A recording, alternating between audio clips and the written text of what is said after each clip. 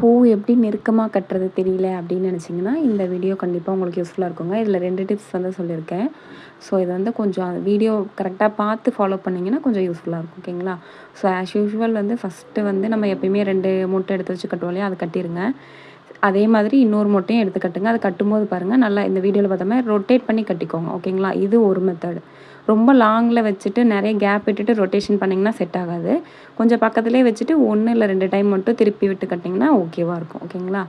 இப்போ இதிலே second method பாருங்கள். இப்போ நீங்கள் கட்டுறீங்க இல்லையா, அடுத்து 3வது பூ 4வது பூலாம் வச்சு கட்டும்போது அப்படியே அந்த நூல்லேருந்து அப்படியே கிராஸாக வச்சுக்கோங்க. அதாவது அப்படியே ஏற்கனவே இருக்க டைரெக்ஷனில் கட்டியிருப்பீங்க இல்லையா, அதுக்கு ஆப்போசிட் டைரெக்ஷனில் அந்த பூவை வச்சு அதை நீங்கள் முடிச்சு போடும்போது அதை அப்படியே திருப்பி விட்டு முடிச்சு போட்டிங்கனாலே போதும். அவ்வளோதாங்க. இந்த மாதிரி கட்டினீங்கனாலே உங்களுக்கு ஆட்டோமேட்டிக்காக என்ன ஆகும் அப்படின்னா, அந்த பூ வந்து நல்லா உங்களுக்கு நெருக்கமாக இருக்கும். இப்போ ஒரே சைடில் நம்ம கட்டும்போது அந்த கேப் உங்களுக்கு தெரியும், நெருக்கமாகவும் வராது.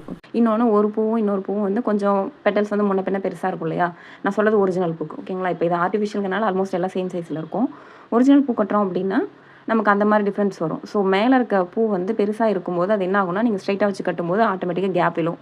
ஒரு மொட்டுக்கும் இன்னொரு மொட்டுக்கும் இடையில இடிச்சிட்டு இருக்கும் இல்லையா, அதனால கேப் விழுகும். இதுவே நீங்கள் இந்த மாதிரி கட்டும்போது இப்போ பார்த்தீங்களா நெருக்கமாக வந்திருக்கு. நான் ஏற்கனவே வந்து ஒரு கட்டி வச்சுருந்தேன் ஒரு ஆர்டருக்காகங்க. ஸோ இந்த மாதிரி உங்களுக்கு யூஸ்ஃபுல்லான டிப்ஸ் வேணும் அப்படின்னா நம்மளோட பேஜை ஃபாலோ பண்ணிக்கோங்க. இன்ஃபர்மேஷன் யூஸ்ஃபுல்லாக என்ன அப்படிங்கிறத கமெண்ட்டில் மென்ஷன் பண்ணுங்கள். பாய், தேங்க்யூ.